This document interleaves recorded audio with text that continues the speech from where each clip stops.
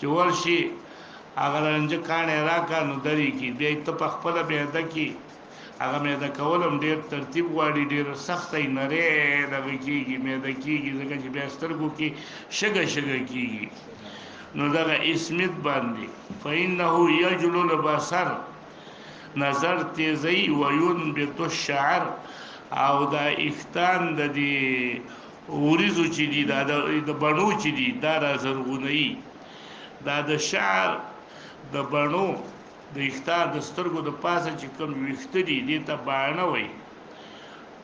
نو دا د باڼو غټوالی او مضبوطوالی دا که په سړو کې که دا په ښځو کې دا حسن پیدا کوي او دغه بڼو نشوالی دا حسن د سترګو ختموي دا سترګې بیا خامې معلومیږي داسې چې دا باڼه پې پوره غټ غټ نه وي وینبت الشعر دغه شعر یادوي وزعم ان النبي صلى الله عليه وسلم كانت له مكحله آلة الكحل ته ویل کېږي هغه آله د کحل موږ او تاسې هغې ته څه وایو هغه مجنون دغه چې ورته ویل کېږي مجنومه ما فيه الكحل چې ورته وایي ما فيه الكحل کحل چې پکې اچي هغې ته مکحله وایي یکتحل بها کل لیلة ثلاثه بعضې چا ویلي دي دلته مراد د مکحلینا دا سلعي مراد دی سلعي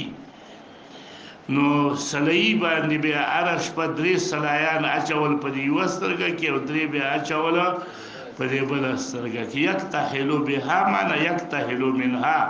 که مکحله نه مراد دغه شي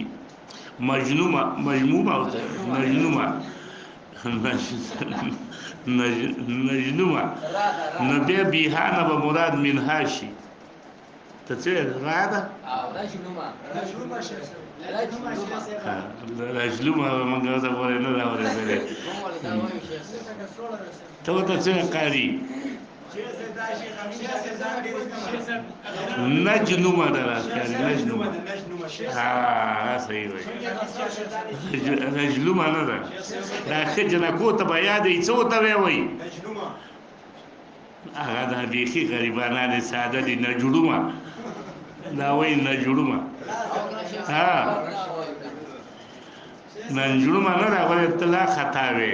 نجړومه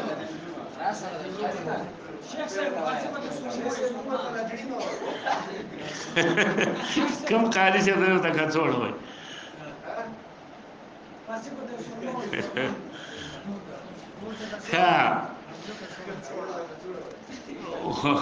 وبه حدث قال ابو عيسى حديث ابن عباس حديث حسن غريب لا نعرفه هذا اللفظ الا من حديث عباد بن منصور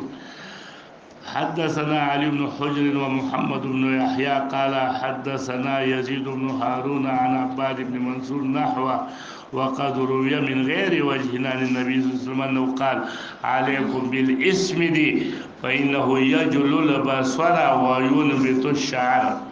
باب ما جاء في النهي عن اشتمال الصماء والاحتباء في الثوب الواحد احتباء خو تحب خو تاسې پیژندلې ده چې دا پښې دې رابره شي او جامه دې یوه په غاړه یو نیکر او پښې یو ایزار دې اچولی